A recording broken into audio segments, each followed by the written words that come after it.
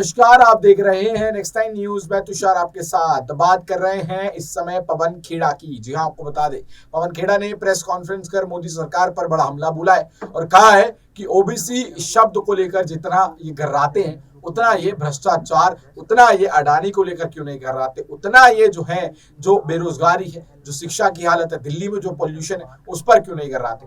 आपको बता दें, पवन खेड़ा प्रेस कॉन्फ्रेंस से लगातार मोदी पर हमला करते हुए दिखाई दिए और उन्होंने ये सवाल दागे, ये कहा, ये तंज कसा कि मोदी सरकार को मुद्दों से भटकाना बहुत अच्छे तरीके से आता है, वो इसमें मास्टर्स है। मैं तो कहता हूं कि इनको इस मामले में वर्कशॉप देनी चाहिए, हमें भी इनसे सीखने की जरूरत है। इस तरीके के शब्दों का वो इस्तेमाल करते नजर आते हैं। क्या कह रहे हैं वो अपने इस पूरे भाषण में, सुनिए जरा। भारतीय जनता पार्टी को हम अपने तमाम स्टेटमेंट भेज देते हैं, उनको समझ में आ जाएगा, लेकिन हम ये जरूर जानते हैं कि अलग अलग तरीके से इस देश के मुद्दों से ध्यान कैसे बटाया जाए, इसकी एक training workshop Bharatiya Janata party को लेनी चाहिए।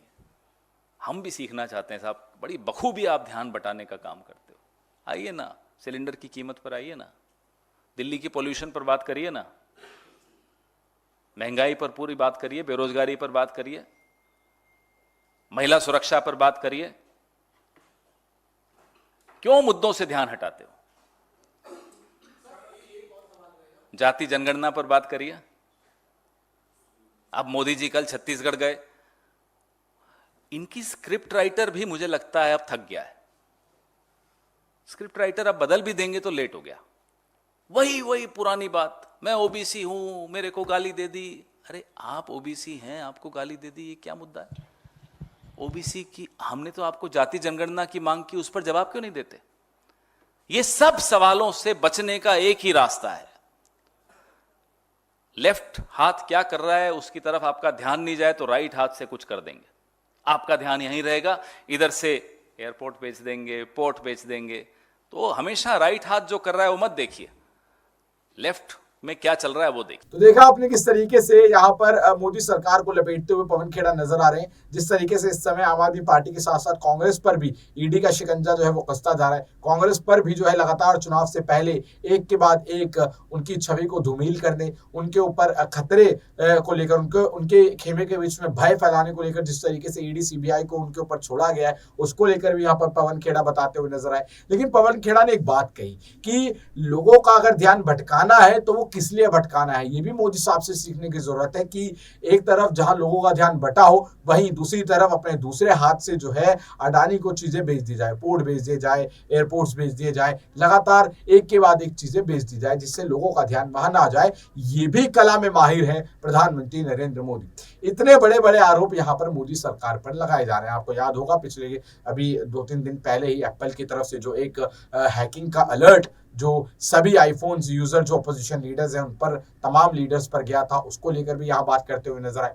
लेकिन देखने वाली बात यह है जिस तरीके से इस समय देश में माहौल बना हुआ है, विधानसभा चुनाव है, लोकसभा चुनाव है, वहीं जिस तरीके से एक के बाद एक सभी ऑपोजिशन पार्टीज पर ये जो कार्रवाई की जा रही है, ओबीसी को लेकर जिस तरीके से मुद्दा उठाया जा रहा है, अब यहाँ पर ऐसा कहा जाता है अगर कांग्रेस ओबीसी शब्द का इस्तेमाल कर भी ले तब भी प्रधानमंत्री नरेंद्र मोदी कहते हैं कि मुझे गाली दे रहे हैं। तो जिस तरीके से पूरा का पूरा कवायद चलाई जा रही है ऑपोजिशन को ढेर करने के लिए, क्या इसको लेकर प्रधानमंत्री नरेंद्र मोदी कभी आकर सामने बोलेंगे, कभी मंच पर आकर बोलेंगे, कभी प्रेस कॉन्फ्रेंस करके बोलेंगे? हालांकि प्रेस कॉन्फ्रेंस तो वो देते ही नहीं है, पता नहीं ऐसी क्या खासियत है उनके अंदर कि वो सिर्फ मंच पर खड़े होकर ही बोलना चाहते हैं, प्रेस के आगे आकर बोलना नहीं चाहते। इसको लेकर भी कांग्रेस समय समय पर जो है सवाल उठाती आई है और प्रेस के भी कई जो कलीग्स हैं हमारे, वो भी ये सवाल पूछते आए हैं कि प्रधानमंत्री नरेंद्र मोदी जो है वो प्रेस कॉन्फ्रेंस कब करेंगे, वो सामने कब आएंगे, जनता को जवाबदेही जो उनकी बनती है वो आकर अपनी इस जवाबदेही का धर्म जो है